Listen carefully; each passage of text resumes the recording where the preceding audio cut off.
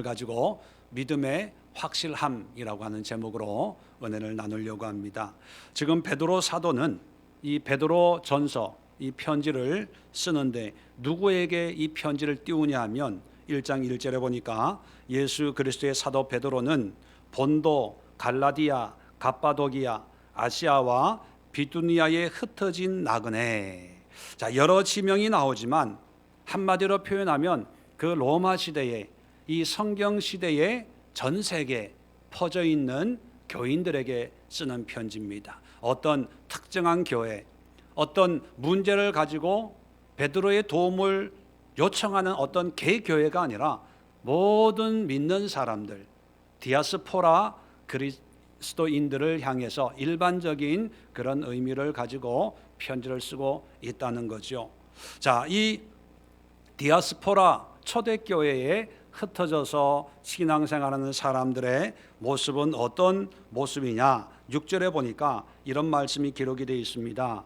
그러므로 너희가 이제 여러 가지 시험으로 말미암아 잠깐 근심하게 되지 않을 수 없으나. 자, 시험으로 말미암아 근심하게 되는데, 근심하게 되지 않을 수 없으나 좀 복잡해요. 쉽게 표현하면 뭡니까? 근심한다는 거예요. 그런데 한번 생각해 보세요. 사람은 누구나 다 근심이 있어요. 근심 없는 사람은 없겠지요. 그런데 한 지역이 아니라, 어떤 한 특정 교회가 아니라 그 당시에 전 세계에 퍼져 있는 모든 그리스도인들에게 다 근심할 수밖에 없다, 그렇게 얘기합니다. 그리고 그 근심의 원인이 여러 가지 시험으로 말미암아 근심할 수밖에 없는 상황이다, 이런 얘기를 하고 있다면, 이 근심은 개인적인 근심일까요? 신앙적인 근심일까요? 네, 신앙적인 근심이겠죠. 다시 말하면 이 시험은 믿음 때문에 다가오는 여러 가지 핍박의 그런 시험이 이 초대교회에 흩어진 성도들에게 있었다는 거예요. 자, 그러면 이렇게 정리를 할 수가 있습니다. 베드로가 편지를 쓴다는 것은 예수님이 부활하시고 승천하신 지 많은 시간이 지난 상태가 아니라는 걸 알 수가 있습니다. 베드로가 살아있으니까. 그러면 베드로가 흩어져 있는 그런 교인들에게 편지를 쓰는데, 이 교인들은 어떻게 해서 교인이 됐을까요?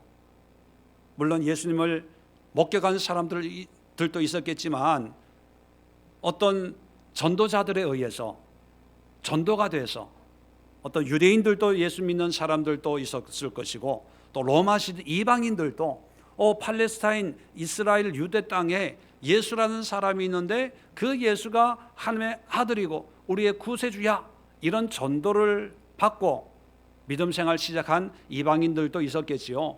여러 종류의 사람들이 있었지만 한 가지 공통점은 뭐냐면 믿음의 뿌리가 그렇게 깊지가 않았다는 거예요. 몇 대째 신앙생활 할 수 있는 그런 상황이 아니라 몇 년, 몇 달 정도 신앙생활한 그런 사람들이 수두룩한 상황이에요. 믿음의 뿌리가, 그리고 신앙적인 어떤 체계가 아직 잡혀지지 않은 그런 성도들이에요. 그런 사람들이 이곳저곳 흩어져서 신앙생활하고 있다는 거죠. 그런데 이런 믿음 생활하는, 예수님을 구주로 영접한 사람들이 신앙생활을 하는데, 사람들이, 안 믿는 사람들이나 정부나 사회에서 칭찬하고 인정해 주는 상황이 아니라 여러 가지 시험으로 그 신앙을 방해하고 박해하고 있는 그런 상황이라는 겁니다. 그러면 한번 상상해 보십시오. 믿음의 연륜이 깊지도 않는데, 이제 제대로 알지도 못하는데 예수 믿는다고 핍박을 해요. 그러면 교회가 부흥이 될까요, 안 될까요? 부흥이 안 되겠죠. 여러분 같으면 교회 가면 정부에서, 나라에서 핍박을 가한다고 하면 교회 나오겠어요? 나오실 분만 아멘. 그럼에도 불구하고 나는 교회 가서 예배를 드려야 되겠습니다 라고 하시는 분은 아멘. 이거 뭐야 이거? 혹시나 했는데 역시나. 예, 여러분처럼 믿음이 견고하면 어떤 손해도 감수하고 핍박도 감수하고 비난도 감수하면서 오직 믿음으로 예배함으로 하나님 앞에 나오는데, 이 베드로 시대의 교인들은 그렇게 믿음의 뿌리가 깊지 않은 사람들이니까 물론 깊은 확신 속에 사는 사람들도 있지만 그냥 왔다 갔다 하는 사람들도 있었겠지요. 이런 사람들에게 핍박이 오면, 시험이 오면 다 그렇게 생각할 거 아닙니까? 왜 꼭 교회 가야 돼? 왜 꼭 예배 드려야 돼? 이런 상황에 굳이 예배 드릴 필요가 뭐가 있어? 이 상황이 좀 지나간 뒤에 편안해지면 교회 가면 되지, 뭐 이렇게 꼭 주일 교회 가서 예배 드려야 돼?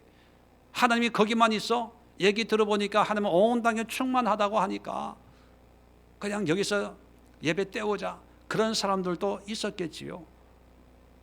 자, 그런데 그런 사람들도, 그런 생각도 건강하고 바른 신앙의 모습이었으면 괜찮습니다. 그런데 그렇게 말은 하지만 그것이 바른 신앙을 통한 믿음의 고백이 아니라 핑계고 변명이고 이유고 타협하는 것이고 믿음이 없는 그런 모습이기 때문에 말은 그렇게 하는 사람이 수두룩하다는 거예요. 성경적인 짧은 지식을 가지고 성경적으로 말은 하지만 사실은 믿음이 없는 불신앙의 반응들이 많았다는 거예요. 그래서 베드로가 그런 상황에서 이 흩어진 디아스포라 교인들에게 믿음에 대해서, 바른 신앙에 대해서 설명하기 위해서 베드로 전서를 쓰는 거예요. 그리고 그들에게 이런 혼란된 상황에 이단들이 교묘하게 와가지고 잘못된 가르침을 미혹을 하거든요. 자, 그걸 막기 위해서 베드로 후서를 쓰는 거예요. 그래서 베드로 전서에는 신앙적인 일반적인 바른 신앙에 대해서, 환난 가운데도 우리는 이렇게 믿음 생활을 해야 됩니다, 이런 의미를 썼고, 베드로 후서는 이단들, 미혹하는 그런 사람들을 경계하기 위해서 신앙의 핵심을 다시 한번 소개해 주고 있습니다. 자, 그런데 이런 상황에서 오늘 7절에 너희 믿음의 확실함은, 자, 흔들리지 않는 그 믿음의 확실함, 다른 말로 표현하면 바른 믿음, 바른 신앙에 대해서 설명을 합니다. 자, 불로 연단하여도 없어질 금보다 더 귀하여. 뭐가 더 귀하다고요? 믿음의 확실한 믿음, 바른 믿음이 그 정도로 귀하다는 거예요. 요즘에 금값이 많이 오른다고 합니다. 그죠? 코로나19 때문에. 근데 그 금보다 더 귀한 것이 있대요. 뭐라고요?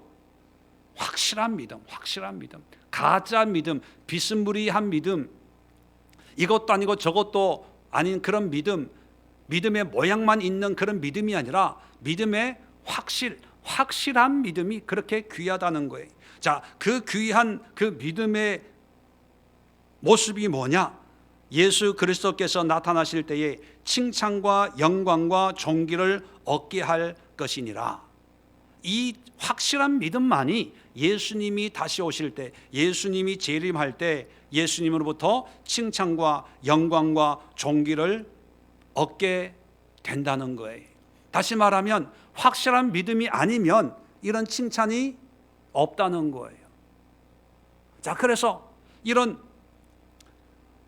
삶의 문제, 삶의 시험, 신앙의 핍박 속에 고민하고 할까 말까, 갈까 말까 흔들리고 있는 이런 초신자들, 또 기존 성도들 향해서 확실한 믿음이 뭐냐, 이걸 소개해 주고 있어요.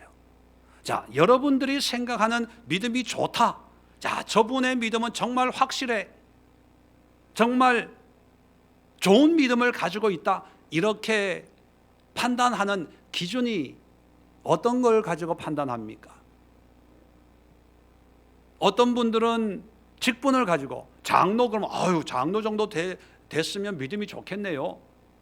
그죠? 어떤 분들은 뭐 신앙의 연륜, 뭐 30년째 믿음 생활하고 40년째, 어떤 분들은 몇 대째 신앙생활하는 집안입니다. 그러면 참 믿음 좋으시네요.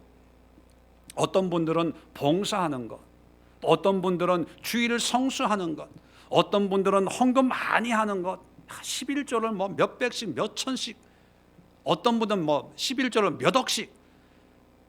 상상만 해도 한번 기분 좋으니까 아멘 해봅시다. 뭐 11조를 참 믿음 좋네, 믿음 좋아. 그것도 어떤 믿음의 분량을 알 수 있는 단서를 주기도 합니다. 그죠? 그런데 성경이 말하는 확실한 믿음, 흔들리지 않는 믿음, 분명한 믿음, 건강한 믿음, 바른 믿음의 모습은 뭐냐?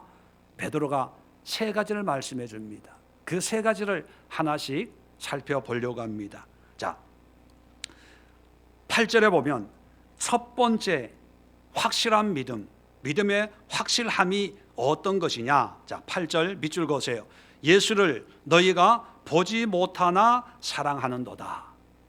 자, 보지 않고 사랑하는 믿음이에요. 보지 않고.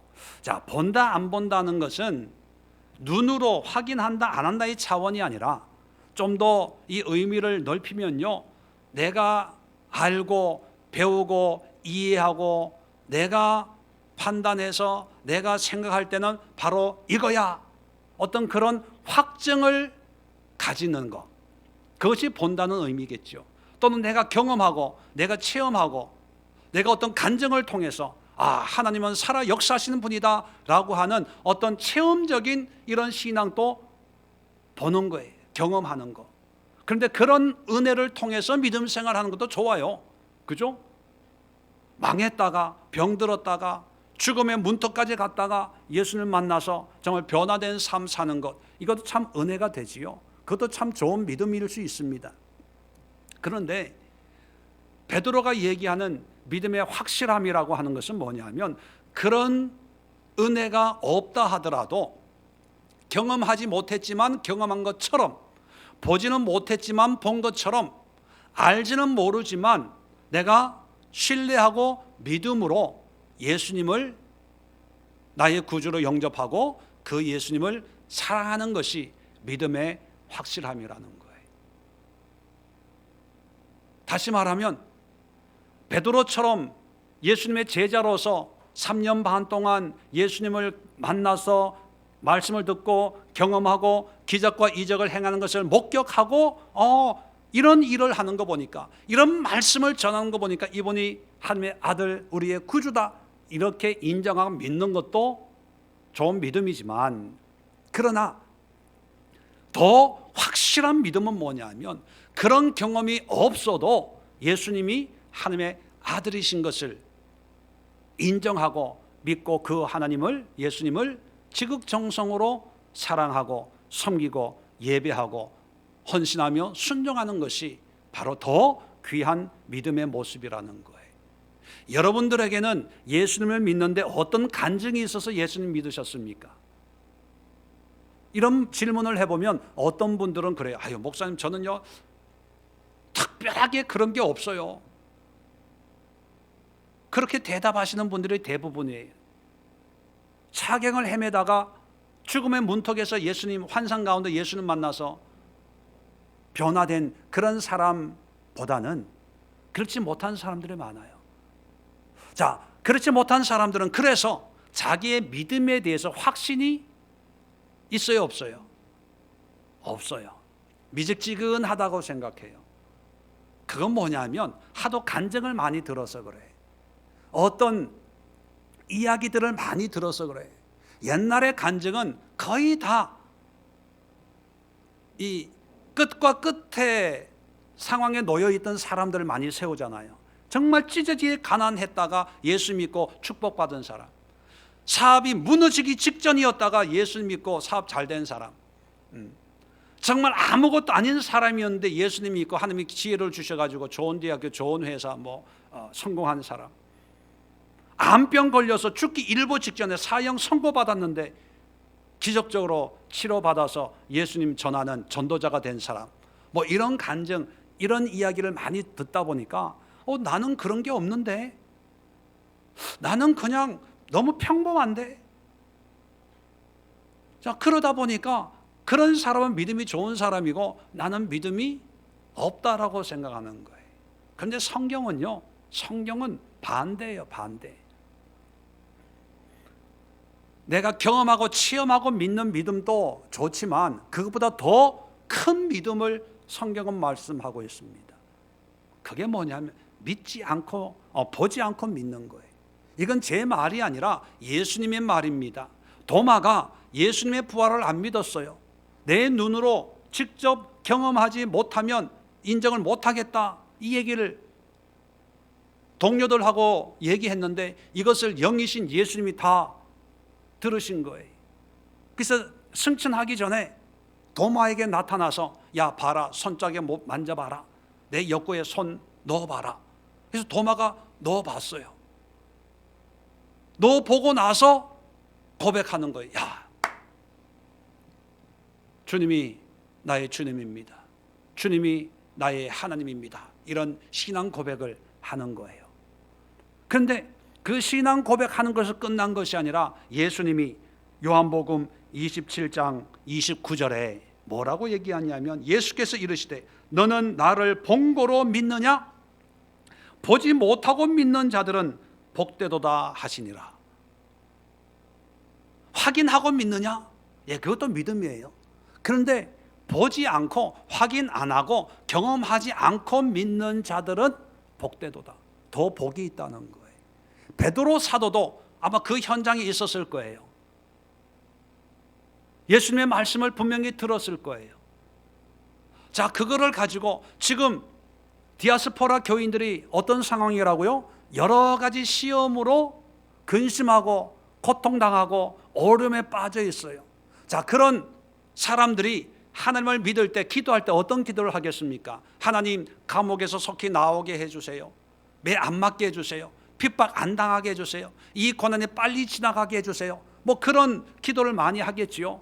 자, 그럴 때 그 기도를 들으시고 하나님이 나타나셔가지고 감옥에 있는 사람 석방시켜주고, 병든 사람 고쳐주고, 가난한 사람 부자 만들어주고, 핍박 있는 사람 자유케 해주고, 이렇게 해주면 얼마나 좋겠어요.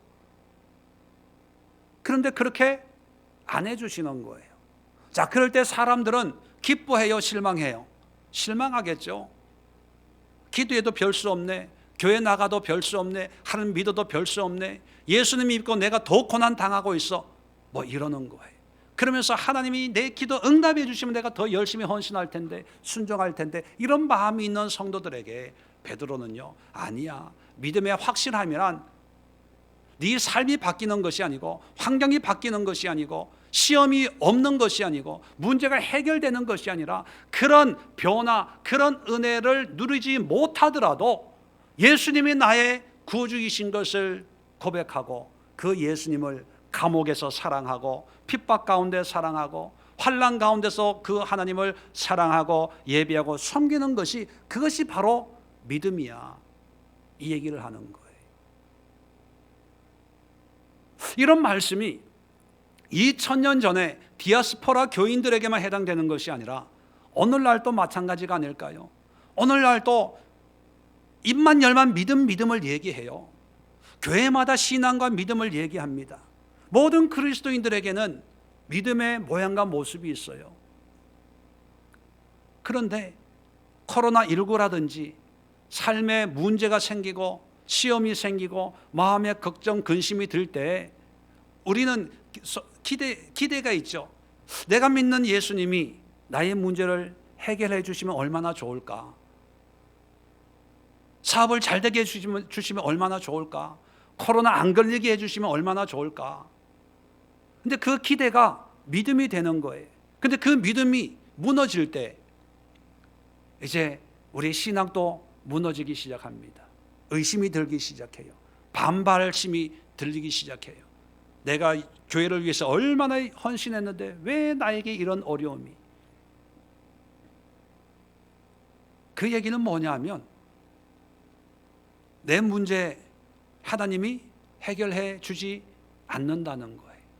반대로 얘기하면 어떤 하나님의 역사의 증거를 보면 내가 열심히 믿을 텐데 하나님은 내 기도에 관심이 없는 분이야 라고 생각하고 있다는 거죠. 그런데 성경은 우리에게 뭘 말씀하시냐면 믿음이란 내가 경험하고 체험한 그 결과로 믿는 믿음만이 아니라 더 확실한 믿음은요, 그런 내 눈에 보이는 증거 아무것도 없어도, 내가 잡을 수 있는 흔적 아무것도 없어도, 내 삶 속에 하나님의 역사의 흔적을 발견할 수 없어도 내가 주님을 사랑하는 것, 그게 믿음입니다. 믿음은 바라는 것들의 증거고 보이지 않는 것들의 형상이라고 말씀하고 있습니다. 꼭 봐야 되는 게 아니에요. 내가 누려야 되는 게 아니에요. 내 눈으로 목격하고 내 지성으로 판단해서 정답을 발견하고 난 뒤에 믿는 그 믿음이 아니라 보이지 않아도 믿음으로 보는 것처럼 믿고 신뢰하는 것이 바로 그게 믿음의 모습입니다. 요한복음 14장 8절 이하에 보면 빌립이 예수님에게 하나님을 보여주세요 그렇게 부탁을 해요.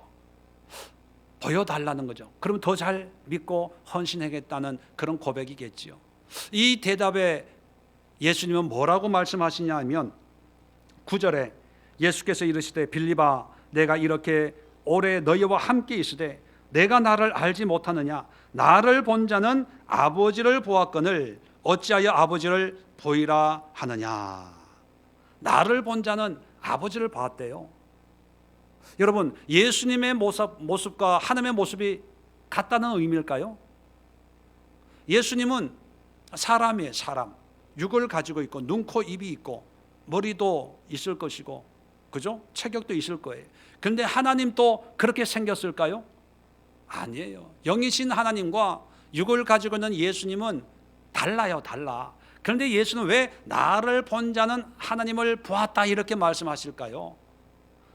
나를 봤으면 하나님을 안 봐도 본 것처럼 믿으라는 거예요. 내 말을 들으면 하나님이 말씀하시는 것처럼 그냥 인정하라는 거예요. 다시 말하면 우리에게는 이 말씀이 곧 누구의 말씀이다? 하나님의 말씀이다 라고 인정하라는 거예요. 그게 믿음이라는 거예요. 그런데 이 말씀을 학문적으로 쪼개요. 역사적으로 쪼개요. 고고학적으로 쪼개요. 이건 누구의 말이 아니고 누가 쓴 거고, 이거는 편집된 거고, 이건 짜맞춘 거고, 이건 어떻고. 예, 그럴 수 있어요.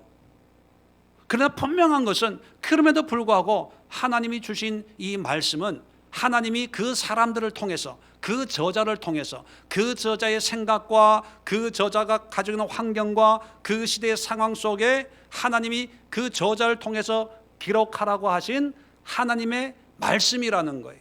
우리는 그것을 믿는 거예요. 그리고 이 말씀을 통해서 하나님을 보는 거예요.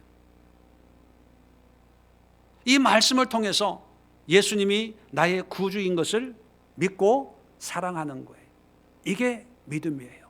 자, 그러면 확실한 믿음을 가지고 있다는 것은, 흔들리지 않는 믿음을 소유한다는 것은 죽었다가 살아나는 그런 간증거리가 있어야 됩니까? 환난과 역경, 고난 가운데 빠졌다가 뭔가 기적적인 어떤 변화의 은혜를 누려야 가능한 겁니까? 아니에요. 어떻게 보면요, 그런 고통 안 당하고 평범하게 인도하시는 것이 그게 복이에요. 별로 아멘을 안 하시네. 한번 암 한번 이병화 집사님처럼 암 해가지고 수술하고 뭐 잘라내고 이런 걸 한번 경험해 봐야 믿음 생활 열심히 할래요? 경험 안 하고 믿는 게 복이라니까요. 환난 안 당하고 신앙생활이 그게 은혜예요. 보지 않고 믿는 것이, 보지 않고 주님을 사랑하는 것이 그게 정말 믿음인데, 신앙인데, 근데 우리는 세상적인 관념에 있어가지고 나는 뭐 누가 간증하라 그러면 뭐 할 게 없어. 어떻게 믿음 생활하게 됐는지 얘기하라 그러면 뭐 이게 내 인생의 AD, BC가 이게 흐릿해가지고 뭐 그러면서 자기 신앙에 대한 확실함이 없어지고 있다는 사실을 여러분 기억하기 바랍니다. 성경은 우리에게 분명한 것을 말합니다. 보지 않고도요 주님을 사랑하는 거예요. 경험하지 않고 특별한 간증이 없어도 주님을 위해서 기쁨과 감사로 예배하고 주님을 사랑하기 위해서 나의 목숨까지도, 나의 시간까지도, 나의 물질까지도 아낌없이 드릴 수 있는 그런 믿음의 확실함을 우리가 가지고 이 시대를 살아갈 수 있기를 주의 이름으로 부탁을 드립니다. 두 번째 믿음의 확실함에 대해서 8절에 이렇게 얘기합니다. 이제도 보지 못하나 믿고 말할 수 없는 영광스러운 즐거움으로 기뻐하니. 자, 믿음의 확실함이란 기쁘고 즐겁게 사는 거예요. 왜요? 하나님의 자녀가 됐으니까, 하나님이 나의 아버지가 됐으니까 기쁘고 행복하게 살아야 되죠. 자, 그런데 그 즐거움과 기쁨의 원천이 말할 수 없는 영광스럽다는 것은 어떤 의미일까요? 세상적인 기쁨을 말하는 거예요? 아니면 하나님으로부터 나오는 기쁨을 얘기하는 거예요? 예. 독사라고 하는 말이 영광인데, 이 독사라는 말은 하나님으로부터 나오는, 하나님이 영광 자체예요. 태양이 불덩어리이기 때문에 그 불덩어리에서 나오는 빛이 낮을 만들고 그 열이 따뜻하게 만드는 것처럼 하나님 자체가 영광이에요. 그래서 성경에서 영광스럽다는 것은요 다 하나님으로부터 발산되는 영광을 얘기하는 거예요. 그러면 세상에 기쁨과 즐거움이 많죠. 가장 큰 기쁨과 즐거움이 뭐예요? 돈, 건강, 편안함, 안락함, 이런 거, 그죠? 그런 걸 누리면 사람들 다 행복해합니다. 기뻐합니다. 그래서 세상 사람들은, 하나님을 모르는 사람들은 기쁘고 행복을 찾기 위해서 동분서주하지요. TV를 보니까 나는 자연인이다 이런 프로그램이 있더라고요. 그 산골짜기 혼자 사는 사람인데 행복하고 즐겁고 이렇게 산다고 그러더라고요. 예, 그런 분들은 그런 환경에서 그렇게 사는 거에서 즐거움을 느끼고 기쁨을 누리는 거예요. 어떤 사람들은 취미 오락을 통해서 즐거움을, 일주일 내내 사무실에서 스트레스 받고 있다가 주말 되면 자기 취미 생활, 동호회. 어젠가 이게 TV를 키니까 카약하는 사람들이 바다를 건너서 때를 지어서 이렇게 노를 저어 가더라고요. 야, 저거 돈 주고 하라고 그래도 못 하겠는데 땡볕에 6시간, 7시간을 노를 저어 가는 거예요. 사람 사서 하지 왜 힘들게 저렇게 노를 저어. 그런데 사람들은 인터뷰하는데 너무 기쁘고 행복하고, 그 중에 한의사가 있더라고요. 인터뷰를 하는데 그분이 뭐라 그러냐면 한약보다 더 좋은 게 카약이래요. 그래서 내가 그걸 듣고 있다가 카약보다 더 좋은 게 신약, 구약인데 그걸 모르고 있네. 집사람한테 그렇게 얘기했어요. 그게 빠져가지고요 2박 3일을 노를 져서 가는 거예요. 다 즐거움을 찾고 행복을 찾기 위해서요. 그런데 우리 그리스도인들은, 믿음의 사람들은, 믿음의 확실한 믿음의 상태에 있는 사람들은 즐겁게 살아야 돼요. 기쁘게 살아야 돼요. 행복해야 돼요. 어떤 사람들은요 십자가가 우리 가슴에 있어야 되는데, 어떤 분들은 예수 열심히 믿는다고 하면서도 십자가가 이마에 있어. 이마에 항상 인상 쓰고 찡그리고. 그건 아니에요. 기쁨과 감사함으로 살아야 되는데, 그 기쁨과 감사의 원천이 어디냐? 하나님.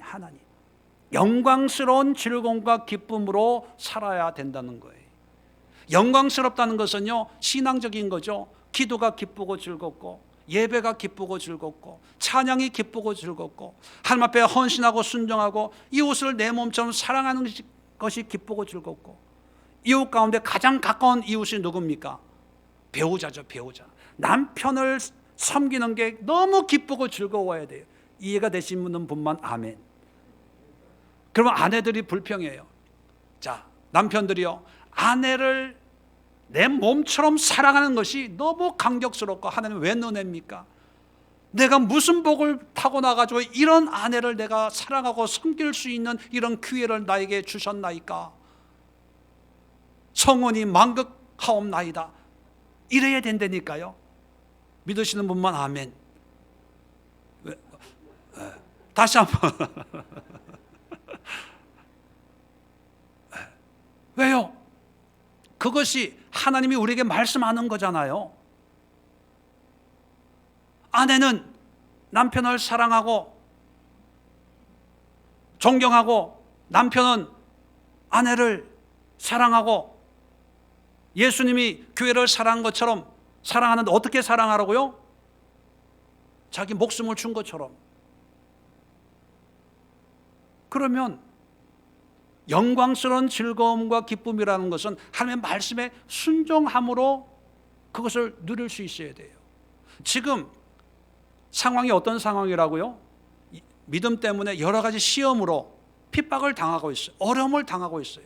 그러면 상황적으로는 화가 나고 짜증이 나고 신경질을 내야 될 상황이에요. 왜? 되는 일이 없으니까. 의심해야 돼요. 원망해야 돼요. 불평해야 돼요. 아니, 하나님 믿으면 구원을 준다고 하더니만 왜 감옥에 가? 왜 이런 일 당해? 왜 내가 손해를 봐야 돼? 다음 주부터는 교회 안 나올 거야. 뭐 이럴 수 있는 상황이에요. 자, 그런 사람들에게 기쁨과 즐거움은 뭘까요? 문제가 해결되는 거예요. 감옥에 안 가는 거예요. 사업이 잘 되는 거예요. 내가 손해 안 보는 거예요. 그런데 그걸로 기뻐하고 즐거워해서는 안 된다는 거예요. 왜? 그건 그렇게 될 수도 있고 안 될 수도 있는 거예요. 근데 정말로 기뻐해야 되는 것은 내가 감옥에 가더라도 감옥 속에서 하나님을 찬양하고 예배하고 기도할 수 있는 믿음에 대해서, 하나님의 은혜에 대해서, 이런 하나님이 나의 하나님이라는 거에 대해서 감격해야 된다는 거예요. 내가 병들었어요. 어떤 분들은 교회 예배 드리다가 자기 의도와는 상관없이 코로나19에 확진되는 경우도 있어요. 자, 그럴 때 재수 없이 교회 가가지고 그날 교회 안 가는 건데, 내가 그 집사님 옆에 안 앉는 건데, 그분과 함께 밥 안 먹는 건데, 그 사람하고 인사 안 하는 건데, 그 사람하고 악수 안 하는 건데, 괜히 가가지고 다음부터는 내가 그 사람 쳐다보나 봐라, 이제 교회 다니나 봐라. 하나님의 교회가 왜 코로나가 걸려? 하나님이 지켜주셔야지. 코로나 걸리는 거 보니까 하나님이 무슨 문제가 있어서 교회 심판하는 거야. 어떤 목사는요, 또 자기 교회 교인이 코로나 걸리니까 정부에서 코로나로 음모를 꾸몄대. 자기 교회는 코로나 걸릴 수가 없는데 바이러스로 테러를, 우리 교회에다가 테러를 해가지고 코로나가 걸리게 됐다, 이러고 있어요. 여러분, 우리가 기뻐해야 될 것은, 환경은 어려워질 수 있어요. 더 문제가 생길 수 있어요. 그런데 환경이 좋고 안 좋고가 아니라, 그럼에도 불구하고 내가 하나님의 자녀가 됐다는 사실에 감격해야 돼요. 그럼에도 불구하고 하나님을 예배할 수 있는 은혜를 하나님이 나에게 주셨다는 이 사실에 기뻐해야 돼요. 그럼에도 불구하고 거룩한 주일 교회에 나와서 예배 드릴 수 있는 이런 환경과 여건과 믿음을 하나님이 주신 것에 대해서 감사해야 돼요. 그런 믿음이 확실한, 금보다 불로 연단하여도 없어질 금보다 더 귀하고, 예수님이 나타나실 때의 칭찬과 영광과 존귀를 얻게 하는 그런 믿음이라는 것입니다. 여러분들은 어떤 믿음을 가지고 있나요? 지금 이런 상황에, 이런 시대 속에서 사람들은 얘기하죠. 웃을 일 없다고, 좋은 소식 하나도 없다고. 이런 시대에 기쁨과 즐거움을 어디에서 찾나요? 성경은 분명히 말합니다. 말할 수 없는 영광스러운 즐거움으로 기뻐하래요. 예배함으로 기뻐하십시오. 찬양함으로 기뻐하십시오. 주님을 위해서 헌신함으로 기뻐하십시오. 세상에서 웃을 일, 기뻐할 일 찾지 마시고 성경 안에 하나님이 천지를 창조하시고 하나님이 천지를 주관하시고 하나님이 이 천지 만물 썩어지고 문드러지고 냄새나고 추악한 이 세상을 언젠가는 다시 완전히 회복시키는 그런 하나님의 구원의 손길에 기대와 소망을 가지고 감격하고 감동하고 기뻐하고 즐거워하는 그런 확실한 믿음의 소유자들 될 수 있기를 주의 이름으로 축원을 드립니다. 세 번째 계속해서 얘기합니다. 9절에 보니까 믿음의 결국 곧 영혼의 구원을 받음이라. 자, 결국이라고 하는 말은요, 텔로스라는 단어인데 목표, 마침, 끝, 목적 그런 뜻을 가지고 있어요. 텔로스, 우리가 영어로 텔레폰 그런 말, 텔레폰은 뭐예요? 텔레 떨어져 저 멀리 있는, 폰은 소리라는 뜻이거든요. 멀리 있는 사람과 소리를 전달하는 거, 그게 텔레폰. 텔레스콥이라고 하는 것은, 스콥이라고 하는 것은 보는 거거든요. 멀리 있는 것을 볼 수 있는 기계. 이 텔로스라고 하는 것은 멀리 있는 목표, 목적, 우리가 추구하는 방향, 뭐 이런 의미를 가지고 있어요. 자, 그러면 믿음의 목적은 뭐냐? 믿음의 궁극적인 목표는 뭐냐? 믿음이 추구하는 방향은 뭐냐? 믿음이 가는 목적지는 뭐냐? 뭐 이런 의미를 가지고 있는 거죠. 자, 지금 여러 가지 믿음으로 말하면 시험을 당하고 있는 사람들입니다. 고통을 당해요. 근심이 가득해요. 왜? 환경 때문에. 자, 이런 사람들에게 믿음의 목표, 믿음이 추구하는 방향은 어떤 모습일까요? 아무래도 약하니까 현실적인 그런 목표를 가지고 있겠죠. 좀 나아지면, 달라지면, 안전해지면, 편안해지면, 이 위기가 지나가면, 이 시험이 없어지면 하나님의 은혜고 하나님의 응답이고 축복이고 뭐 그렇게 해석을 하는 거예요. 그런데 여러분, 그런 모습들은 굳이 기독교가 아니어도 모든 종교가 추구하는 바가 그런 거 아닐까요? 시골에 오래된 나무에다가 줄 걸어놓고 비나이다 비나이다 하는 그 시골 할머니의 그 마음에는 뭐가 있습니까? 내가 죽은 다음 생에 대한 기약을 위해서 그렇게 하고 있을까요? 이 생에서 뭔가 문제 해결을 위해서. 입시철 되면 절마다 기도원마다 사람들이 바글바글한 이유가 뭡니까?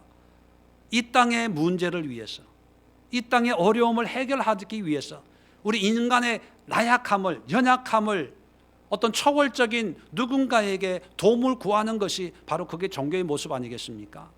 예. 그런데 기독교가 다른 종교와 다른 것이 뭐냐 하면 기독교가 추구하는 가치는요, 이 땅의 것이 아니에요. 다시 말씀드리지만 우리의 환경이 좀 더 나아지고 편안해지기 위해서 예수님을 믿고 심판 안 받기 위해서 예수님 믿고 혼 안 나기 위해서 예수님 믿고 그런 게 아니에요. 믿음의 결국은 뭐라고요? 영혼의 구원을 받음이라. 믿음의 확실한 믿음의 소유자는 뭐냐면 이 땅의 것에 연연하기보다는 우리의 영혼의 구원, 영적인 것, 하나님의 나라, 장차 하나님 앞에 설 우리의 영혼의 모습에 대해서 늘 경계를 가지고 하나님의 은혜를 사모하고 하나님의 구원을 위해서 살아가는 그런 신앙의 모습이 바로 확실한 믿음의 소유자라는 거예요. 그런데 오늘날 2000년이 지난 오늘날 또 보면 초대교회 디아스포라 교인들의 상황과 그렇게 다르지 않은 것 같아요.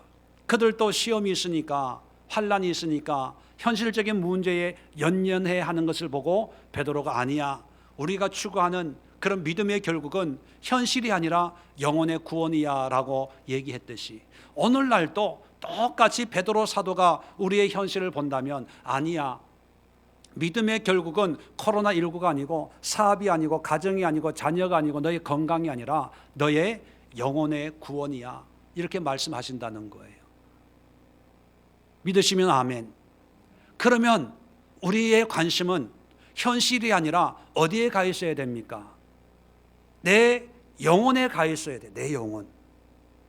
하나님이 내 영혼을 어떻게 보실까? 거기에 관심이 가 있어야 됩니다. 자, 그렇다면 내 영혼이 구원받을 수 있는지 없는지 어떻게 알아요? 확실히 나는 구원받습니다, 확실히 저 사람은 구원받지 못해, 이렇게 객관적으로 규정할 수 있는 기준이 있을까요? 없어요. 구원은 주체가 우리가 아니라 하나님이. 그러면 이 하나님의 기준을 물론 우리는 믿음으로 구원받는다고 얘기해요. 근데 그 믿음의 기준이 없다는 거예요. 그렇다면 그 누구도 확실하게 나는 구원받았습니다, 믿음의 고백, 믿음의 선포는 할 수 있지만 믿음의 확증은 받을 수 있는 사람은 없어요. 그죠? 끝까지 우리는 믿음의 줄을 붙잡아야 돼요. 그래서요, 여러분. 그래서 누구도 확실하게 확정적으로 얘기할 수 없는 것이 자기 영혼의 구원이기 때문에 주님 앞에 서는 그날까지 끊임없이 우리는 구원을 확인하면서 확증하면서 살아가야 돼요. 누구도 안심할 수가 없다는 거예요. 누구도 관심 밖으로 내보낼 수가 없는 것이 영혼의 구원의 문제라는 거예요. 그래서 성경은 우리에게 뭐라고 얘기합니까? 날마다 떨림으로 너희의 구원을 이루라, 그렇게 얘기합니다. 그 말씀의 의미는 뭐냐면 늘 겸손하게, 늘 낮은 마음으로 조심하면서 나의 구원을 하나님 앞에 의탁하면서 믿음의 여정을 살아가야 된다, 그런 의미입니다. 그런데 성경은 분명히 우리에게 이렇게 말씀하고 있는데 우리는 구원에 대해서 그렇게 심각하게 여기지 않아요. 왜요? 믿기만 하면 구원 받는다는 말 때문에.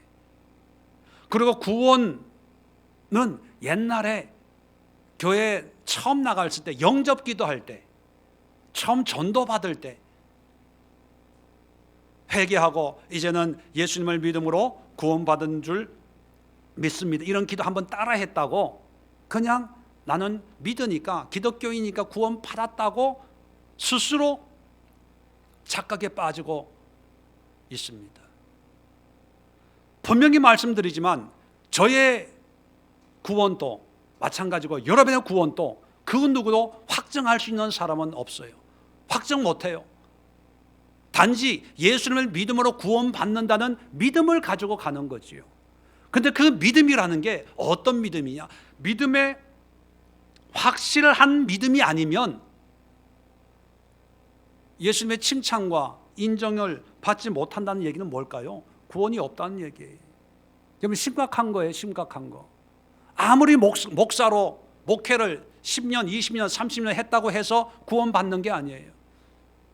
몇 대째 신앙생활 했다고 해서 구원받는 게 아니에요. 예수님을 믿습니다, 영접 기도를 100번, 1000번 했다고 해서 구원받는 게 아니에요. 마음으로 믿는다고 해서 구원받는 게 아니에요.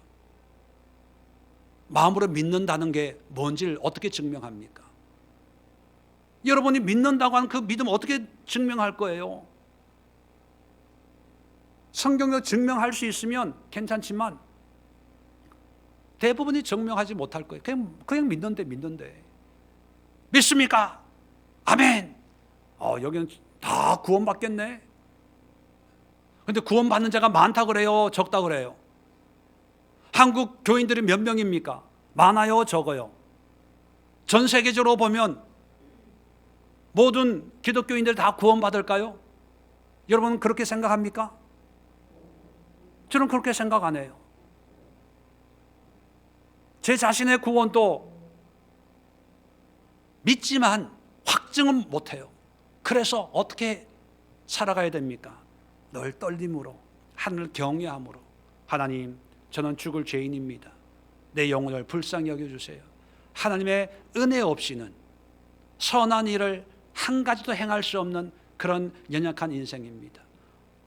목회한다고 목사가 돼서 설교는 하고 교인들에게 신앙을 가르치지만, 말로는 하지만 내 자신도 지키지 못하는 것이 얼마나 많은데요. 하나님, 나를 불쌍히 여겨 주세요. 늘 주님 앞에 무릎을 꿇고 애걸복걸하면서 살아가는 거예요. 왜요? 우리에게 가장 중요한 것이 영혼의 구원 아닙니까? 물질은 있다가도 없는 거예요. 시간은 흘러가는 거예요. 환경은 유한한 거예요. 내 마음의 미움도, 죽이고 싶은 그런 미움도 시간이 지나니까 그냥 시간 속에서 흐려지더라고요. 그런데 구원만큼은 타협할 수 없는 게 바로 구원입니다. 그래서 우리가 믿음의 결국은, 믿음의 목표는 구원에, 내 영혼의 구원에 모든 걸 집중을 해야 됩니다. 그런데 여러분, 우리의 기도에 나의 구원, 우리 가정의 구원, 자녀의 구원에 대해서 얼마나 기도 많이 합니까? 코로나19요? 저는 별로 그렇게 신경 안 써요. 코로나19 없어지게 해달라고 기도 안 합니다.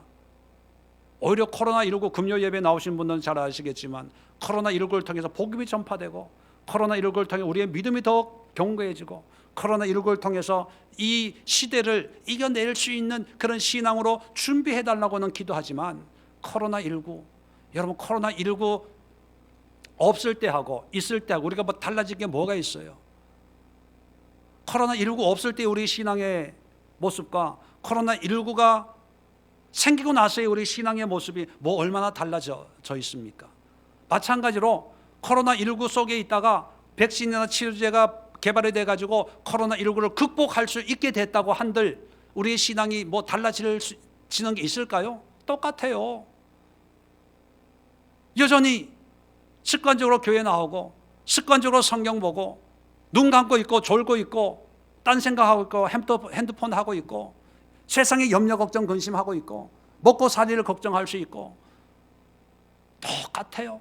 이 세상의 삶은요, 그냥 우리의 기대와 바람뿐이지 사실 사는 건 똑같아요. 코로나19 전에 헌신된 삶을 사는 사람은요, 코로나19에서도 헌신된 삶을 살고, 또 코로나19 속에 헌신된 삶을 사는 사람은 백신이 만들어져도 똑같이 헌신된 삶을 사는 거예요. 그렇지 못한 사람은 항상 핑계를 대요. 코로나19 때문에. 뭐 때문에? 코로나19가 없으면요, 다른 것 때문에, 자기 감기 걸린 것 때문에 핑계대요. 감기 걸리지 않으면요, 자기 무좀 있는 것 때문에, 무좀 때문에, 발에 튀는 때문에 걸어가기가 힘들어서 교회 못 가겠어요. 하여튼 그래요. 이 세상의 것은 잠깐 있다가 없어질 거예요. 우리가 이 육신을 가지고 살고 있지만 놓치지 말아야 될 게 뭐냐면 영혼의 구원이, 내 영혼이 하나님 앞에 온전한 모습으로 서 있는가 이거예요. 사람들 앞에 서기 위해서, 적어도 주일 교회 나오기 위해서 여자분들은 거울 앞에 몇 분 시간을 보냅니까? 이금실 집사님 몇 분 시간을 보내요? 5분. 뭐 여자분들은 뭐 립스틱만 하면 외출 준비 끝난 거 아닙니까? 요즘 이런 것도 이게 성차별을 발언으로 크게 걸린대요.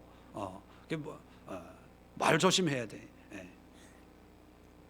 제가 말씀드리고 싶은 것은 우리의 영혼을 하나님의 거울에 얼마만큼 비춰보냐는 거예요.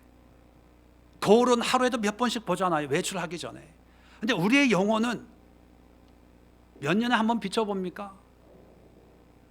부흥회 때 한 번 비춰봐요? 기도원 가서 한번 비춰봐요? 언제 비춰봅니까? 늘 성경 보면서 나에게 기쁨을 주고 감사를 주고 행복을 주고 소망을 주고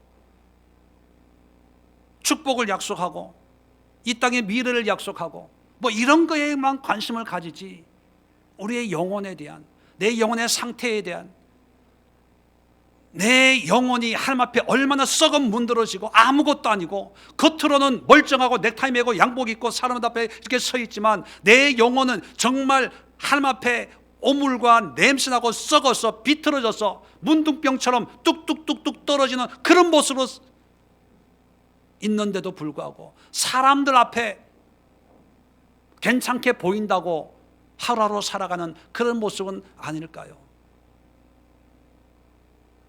말씀을 정리하고 마치도록 하겠습니다. 좋은 믿음이란 무엇입니까? 그리고 이 시대에 필요한 믿음의 모습이란 무엇입니까? 더 많은 봉사, 더 많은 헌금, 더 많은 충성, 더 높아지는 직분, 이게 목적이 아닙니다. 믿음의 확실함이란 베드로 사도가 세 가지로 우리에게 권면을 주고 있습니다. 첫 번째는 안 보고도 예수님을 사랑하는 거예요. 내가 이해가 안 돼도, 내가 경험이 없어도, 환경은 어렵고 힘들어도 예수님을 사랑해서 하나님, 내가 주님을 위해서 할 수 있는 일이 더 없어요? 주님을 사랑하는 마음으로 내가 어떻게 살았으면 좋겠습니까? 주님을 사랑하는 마음으로 이 이웃을 사랑하겠습니다. 주님을 섬기는 마음으로 이 사람들을 내가 섬기겠습니다. 하나님, 내가 더 주님을 위해서 할 수 있는 게 뭐 없을까요? 여러분, 이게 확실한 믿음의 소유자입니다. 두 번째는 뭐예요? 기쁨과 즐거움이 세상의 것이 아닌 하나님으로부터 나오는 은혜로 인해서 기뻐하는 거예요. 하나님, 오늘 이런 말씀을 듣게 해서 너무 감사해요. 오늘 이 말씀을 우연히 읽었는데 하나님이 주신 음성인 줄로 믿습니다. 이 말씀을 내가 마음속 깊이 새기겠습니다. 아침에 뜨는 태양을 보고 하나님의 손길을 느끼면서 기쁨과 감사함으로, 지는 태양을, 어두워지는 이 땅을 보면서 안식을 주시는 하나님의 은혜를 생각하면서 그 은혜의 기쁨과 감사, 그것이 바로 확실한 믿음의 소유자입니다. 마지막으로 환경도 중요하겠지만 그러나 나의 영혼을 위해서 늘 조심하고 경계하고 두려움과 떨림으로 하나님, 오늘 나의 영혼은 주님 앞에 어떤 모습이었습니까? 날마다 나의 영혼을 새롭게 하옵소서, 정결하게 하옵소서, 깨끗한 그릇의 신부의 모습으로 주님 앞에 설 수 있게 하옵소서. 날마다 죽는 그날까지 주님 앞에 이런 마음으로 믿음 생활하는 것이 바로 예수님이 다시 오실 때 칭찬받는 확실한 믿음의 모습이라는 것을 다시 한번 기억하시고, 여러분들이 가지고 있는 믿음, 이 세상이 말하는 믿음의 모습과 한번 비교해 보시면서 참된 믿음을 위해서 더 열심히, 더 수고하고 더 간절함으로 하나님의 은혜를 구할 수 있기를 주의 이름으로 축원을 드립니다. 기도하겠습니다.